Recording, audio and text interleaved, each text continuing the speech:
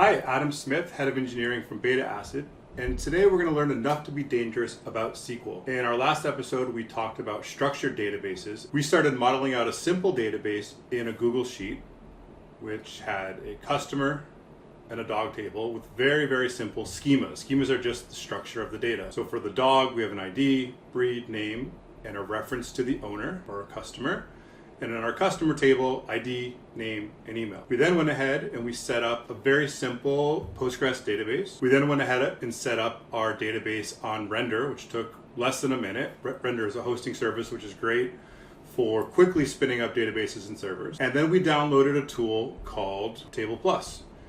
And we put our connection into Table Plus. So now today we're ready to continue on and learn how to migrate from our very simple spreadsheet into our Table Plus database using SQL. So SQL is a pretty old language. It was developed in the 1970s, and it is the standard way for interacting with structured databases. So here's our first SQL command. It uses the create statement. So we're going to create a table called customers. The ID is going to be our primary key. So our primary key is the primary unique way of identifying a row in this database. Then we have a column called name, which is of type VARCHAR. VARCHAR just means variable characters, so it can be up to 100 characters. And not null means it has to be present. If you try to skip the name, it's going to throw an error. Similar for email. So we're going to have a column called email, VARCHAR up to 255 characters. It's unique, so you cannot have the same email for two rows in the database, or it's going to throw an error, and again, it can't be null. So let's go back quickly and look. Customers, ID, name, and email. So you do get a little bit more. You get to define the type, meaning that it's going to be a string. You get to define the fact that this is unique. So we do see some advantages right off the bat of switching to this database. So here in SQL Plus, we're going to run current. It runs that command. Let's refresh here. And then you'll see we have a customers table with ID, name, and email all set to go. Let's now do our dogs table. So back to our SQL, we're going to create a table called dogs. Again, it's going to have an ID with the primary key. It's going to have the name of the dog and the breed of the dog. In this case, you have to have the name because it's not null, but the breed is optional, so you don't put in not null.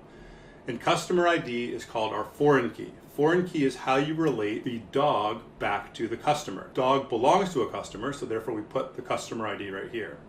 And you can see that describes that here, saying it references the customers table with the key of ID. And on delete cascade just means when one is deleted, so when you delete the customer, the dog is deleted too, so we don't have orphan data. So let's go ahead and let's run that. Great, we'll refresh, and now we can see we have our customers and our dogs table set to go. Now let's load some data into our customers table. So we're going to learn a new SQL command, which is insert. So we're going to insert into customers, so we're into the customers table. Then we pass the columns that we're going to be filling up, which is name and email, and the values that are going to go into those two columns. So Bob matches up to name, Bob at Gmail matches up to email. So let's run that.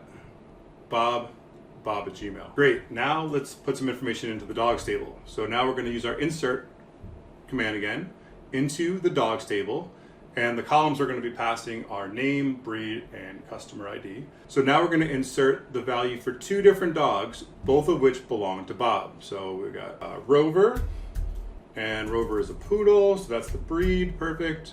Now we have Frankie the chihuahua, both belonging to Bob. So let's go ahead and hit that. Good. Our dogs, Rover, and Frankie. Now we've learned how to create tables. We've learned how to insert data. Let's look at the simplest possible query. So we're going to select star. Star means all. So select all columns from the dogs table and where breed equals chihuahua. So let's just take a look at what happens here. So we get Frankie, our chihuahua, because that's the only one that matches up to a breed equal to chihuahua. We have linked our two tables through a foreign key.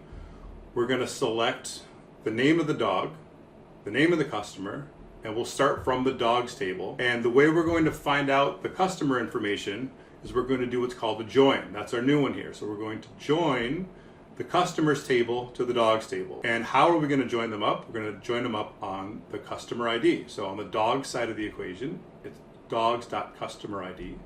And on the customer side, it's just ID. So let's go ahead and run that. And as you can see, we get the dog's name over here on the left and the owner's name or the customer's name over here on the right. So that's a join.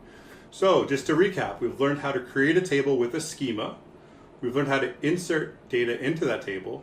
We've learned how to use a simple select query. And then we learned a little bit more advanced technique of how to join two tables together based on the foreign key. That should be enough to help you be dangerous. I think you'll have a much better sense of how to use a relational database after going through a couple of these examples. I really encourage you to go through all the steps, look at the last video on how to set up and render, how to download Table Plus, and see if you can do all the steps we did. Start off by modeling in a spreadsheet, create the database, connect it to Table Plus, and then run those sample queries that we talked about here. I'll be sure to share some of these examples down in the comments. Thanks a lot.